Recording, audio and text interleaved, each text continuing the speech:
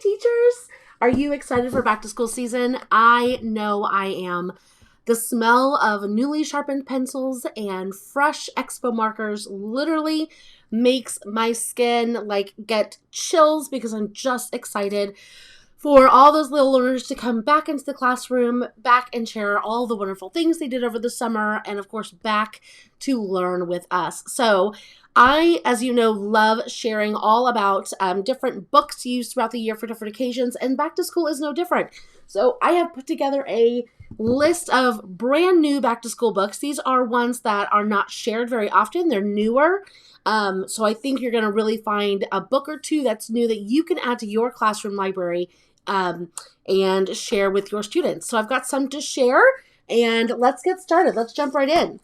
So my first one that I picked out for you, this one is called The Truth About My Unbelievable Summer. This is a really tiny little book. I don't know why I'm pointing that out, but for some reason it jumped out to me that it was smaller than normal picture books. Excuse me.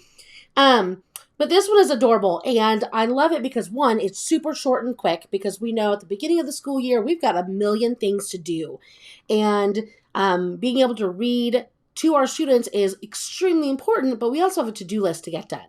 So I like this one because it's short and sweet, but it also then can relate right into writing. So the story is basically about this little boy, and somebody asks about his summer, and then he goes into crazy detail about his adventure that he went on. Basically, it starts with him finding a message in a bottle that had a treasure map in it, and you can kind of see where that went. It led him all over the world, into the ocean. It led him to different cities. It led him up in hot air balloons. It went over and over, and you can see the pages are very short. And then at the very end, it's really cute because he asks the woman who asked him how his summer was, "You probably don't believe me, right?" And then on the very last page, it says 3 months earlier, and it shows her drawing the map and putting it in the bottle. So I like this one because you can have a lot of discussions about why and what happened there and kind of some cause and effect relationships. But this also is a really great book for writing and get your students to start writing creatively. They can take maybe something that they did over the summer that was real and turn it into something then crazy, and see if they can create a series of events from one to another of what they did on their summer vacation. Instead of just sharing the typical what they actually did, make it something fun, unique, and crazy, like The Truth About My Unbelievable Summer. So this is definitely one to grab. The next one I want to share tonight is How to Catch a Class Pet. Now, you probably are familiar with this series. I believe I have every single one in the series. These are adorable rhyming books, and they have them for all the different seasons of the year that you could possibly want. So there's how to catch an elf, how to catch a snowman, how to catch an Easter bunny. Then they also have ones how to catch a dragon, how to catch a mermaid. And this is the newest one. I believe it just came out. How to Catch a Class Pet. So basically what happens is students are going back to school. They're so excited, and they're most excited because they know each of their classes has their own pet. But what happens is they get into the classroom and they find that every single class pet has escaped and has gone off into recess. And so they go to art class and they design different traps and things that they're going to use to catch their class pets. Then they go to recess and determine who's going to catch which pet. And then it goes into detail about how each pet is caught. So here's one hotel hermit crab in the sandbox, and you can see the hermit crab's yeah, I'm going to go over there. So they catch each one but one. So you'll have to read to figure out which little guy got away. So How to Catch a Class Pet. This will be a great one to use if you have a class pet of your own, to introduce the pet, talk about expectations of the pet, do's and don'ts, things like that. Maybe you wait to bring in your class pet. I know that's always a good incentive for the beginning of the year. So they have to earn their class pet. So this is a great book to read and then introduce how they're going to earn the class pet for the year. And even if you don't have a class pet, this is still a super fun book. And there's a lot of fun activities that you could do with the one as well. So How to Catch a Class Pet, definitely go check that new one out.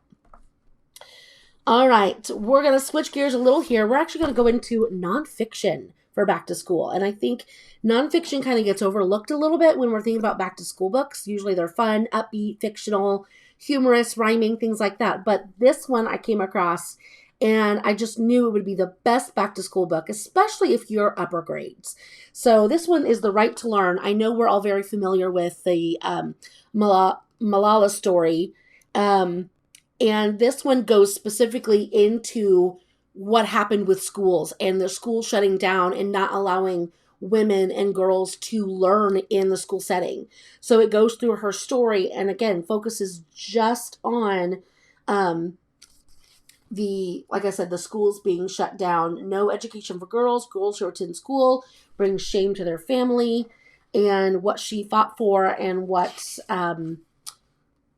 outcome she brought to her life and her family's life. So this is a great one because, one, it is nonfiction. And so it does bring, a different vibe to reading some back to school books. But also, I think it brings a great discussion, especially for upper elementary, that, school is much of a downer that it can be sometimes, especially when we get into those upper grades. The kids don't want to go to school as much as they did when they're younger. Hopefully that's not true, but, it tends to happen. We can talk about how much of a blessing school really is. And what would it be like to live in a place where you were denied access to knowledge, just general knowledge about anything, about the world, about reading and writing and arithmetic, and how far we've come in the world, how much farther we still need to come as well. So this is a great one, again, for back to school, upper elementary, great deep discussions that you could definitely have with that one. So wanted to share. And then my last one tonight is called Let Me Finish. I love this one. It's not necessarily a back to school book. Like it's not about like the first day of school or anything, but I really like it because this little boy keeps trying to read a book and he keeps getting interrupted by the animals around him. So like birds, bears, giraffes, all these different animals interrupt him and they tell him what's happening in the story. So not only do they interrupt, they spoil the story for him. And so after every book, he goes and finds a new book and a new place to try to read quietly. And again, he gets spoiled over and over through the story. And at the very end, it's really cute because it says like, hey, have you gotten to the dinosaur at the end of the book yet?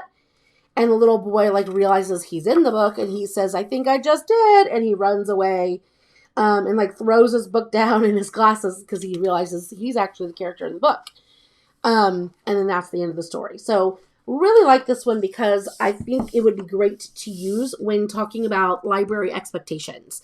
So if you're a librarian, this would be great to use, but also in the classroom library, when we have dear time, drop everything and read, or if you have silent reading time, independent reading expectations, this would be a good one to talk about. Not just about, spoiling endings, but just interruptions in general. And what are our expectations when we are reading quietly? So just a fun, cute book. It's super quick and simple. But again, I think it relates to a lot of those back to school expectations that we are going to be talking about anyway. So might as well introduce it with a fun book, right? All right. Well, I actually have loads more to share with you, but I'm not going to here. You're going to have to click over to my blog and check out my back to school read aloud selection. There are links in there for you, so you can grab these books with the Amazon links in there. They're all ready for you, so you don't have to go searching. And drop me a comment and let me know, which one do you love? Which one have you read maybe? Have you used one of these before? Or which one are you going to go grab for your classroom this year? So I hope you love them. Definitely go check out the blog post for the rest. And we'll talk to you soon. Happy back to school, everyone. Bye.